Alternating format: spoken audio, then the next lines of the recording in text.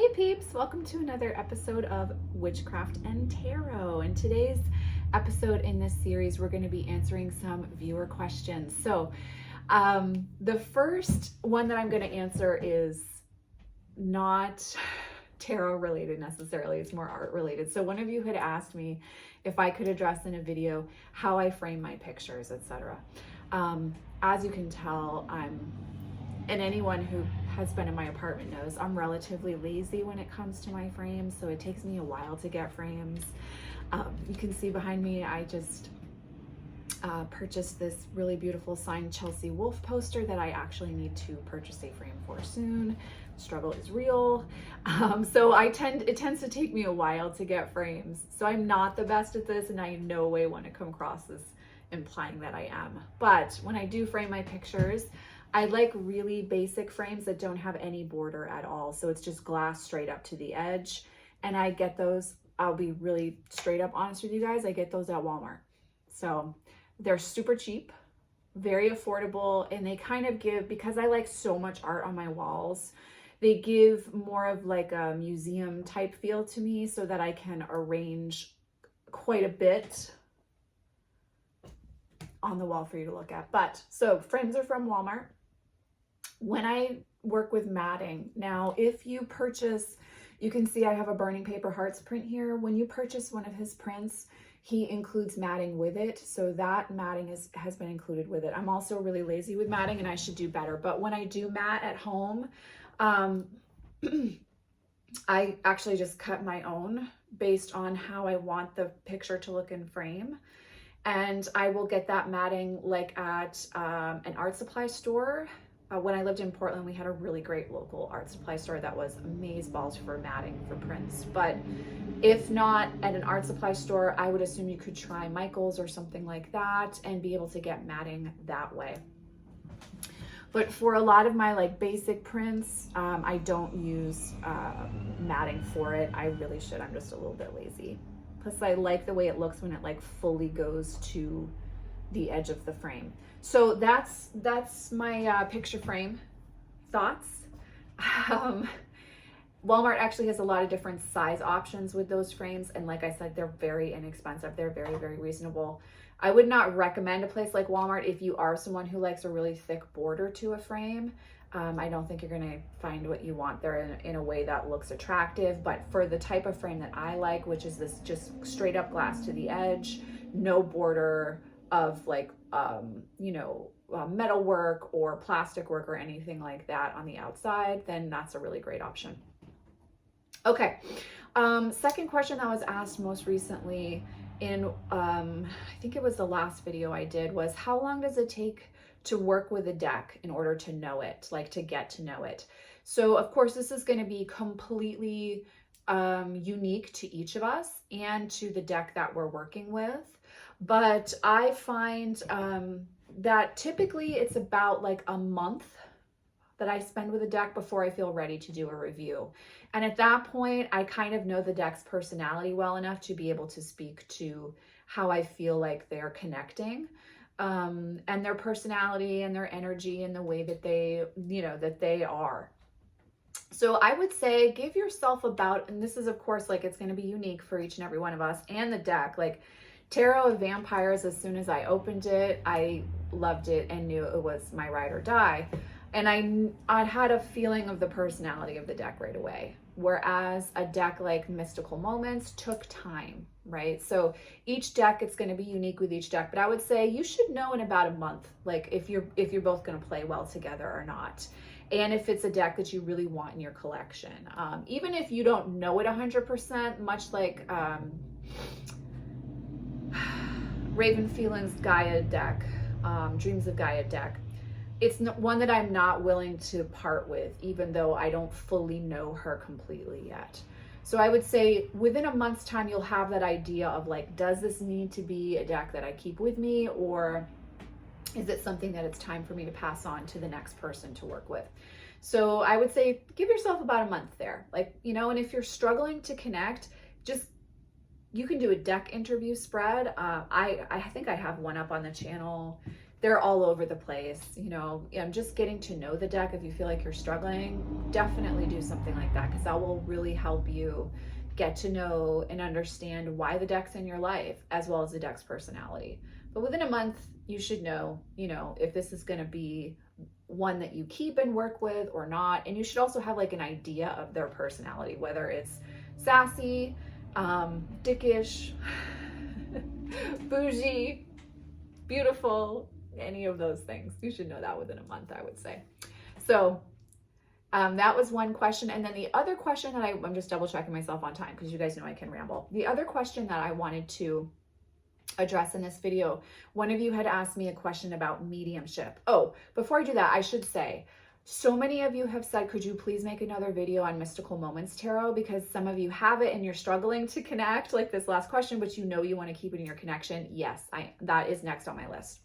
That being said, I digress. The last question that I'm going to address in this installment in the Witchcraft and Tarot series is on mediumship. One of you asked like what my thoughts were with that, and kind of what I thought about other people developing mediumship ability as well. So I'm going to address that in this video.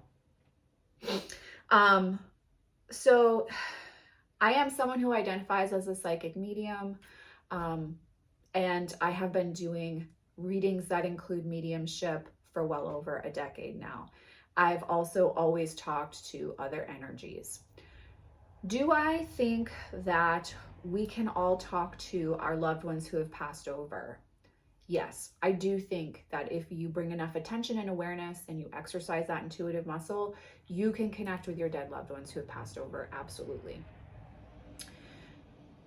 Do I think that that mediumship ability can extend to communicating with spirit guides or faces of deity in order to walk our path in a very authentic way?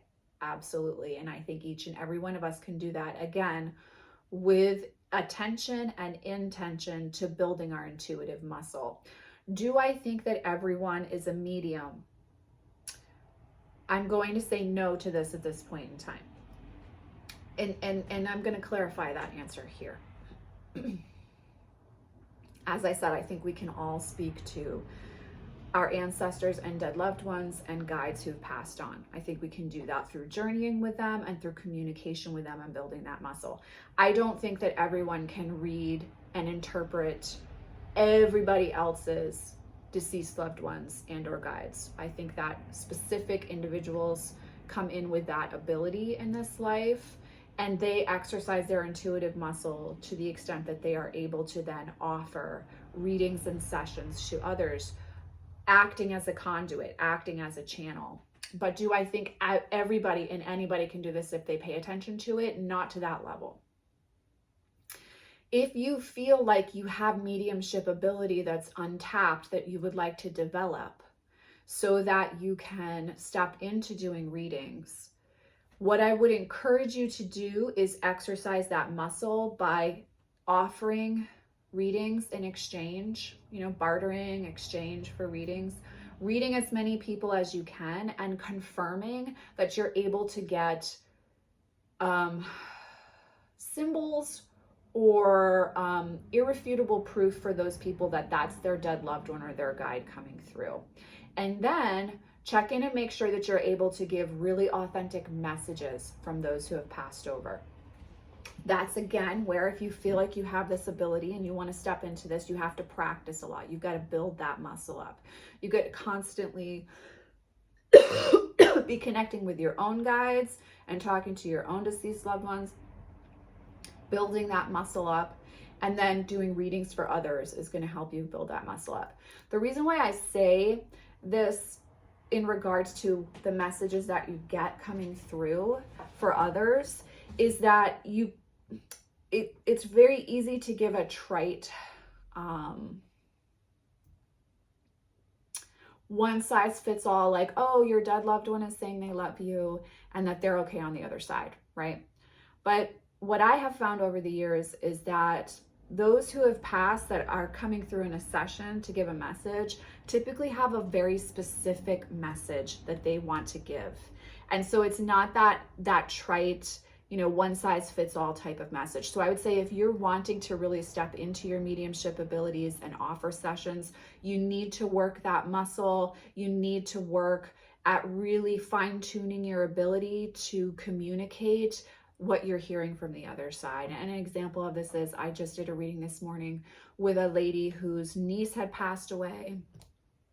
And she had had a session a few months ago, and the niece came through, and I said she's expressing a lot of regret because she suffered from addiction. And at the time, they didn't know that she had actually died from a drug overdose and was secretly addicted to drugs for years. And so at the time, my client said that message doesn't make any sense. But then today we reconnected for another session, and she said, now that message makes perfect sense. Do you see how that was a very specific message for that one client? And it wasn't like a one size fits all type of message. You have to be able to build your intuitive muscle up enough to deliver that type of message, and then trust it enough that when a client says it doesn't make sense, you don't change the message. That's been like the biggest lesson I've learned as a medium over the years, and this situation is a perfect example of it. Just because it doesn't make sense in the moment doesn't mean it's not going to make sense a few years, a few months, a few weeks down the road for the client. So you have to build your muscle up enough, your intuitive muscle up enough to fine-tune the messages that are coming through, provide proof for your client of who is coming through. And then you have to have enough trust in your practice and your gift and your ability to not change the message just because someone doesn't understand it. So these are the reasons why I say I don't believe everyone is able to step into mediumship ability at a reading level. I do think all of us have intuitive ability and can connect to our dead loved ones and guides as long as we exercise that muscle for ourselves. So those are my thoughts on mediumship. I hope this answered the viewer's question. Like I felt like she was saying, do you think we all have that ability? Can we step into it? Again, if you feel called to step into your mediumship ability, the best way to develop it is by journeying with deity, guides, deceased loved ones on your own, and then offering sessions, doing work. Now you can mentor with someone to step into that, or you can find friends and family members who will allow you to read for them and give you honest feedback. You really want to connect with people who are going to give you honest feedback. That's what's going to make the biggest difference, because it's going to help you to see where you need to fine tune and bring yourself as a channel more into alignment so that you can offer the clearest message possible for your client. So that's my thoughts on the mediumship aspect in a nutshell. I may do a more dedicated video to this down the road, but for right now, I felt like I could, not be overly wordy in my response to that question. So yeah, it's been so wonderful to spend a few moments connecting with you guys and to continue on in the Witchcraft and Tarot series. I do have my next installment of Date My Decks coming up next week, so I hope you enjoy that when that comes out on the channel. But as always, I am sending you all so much love and many blessings, and I will see you in the next video. Take care. Bye.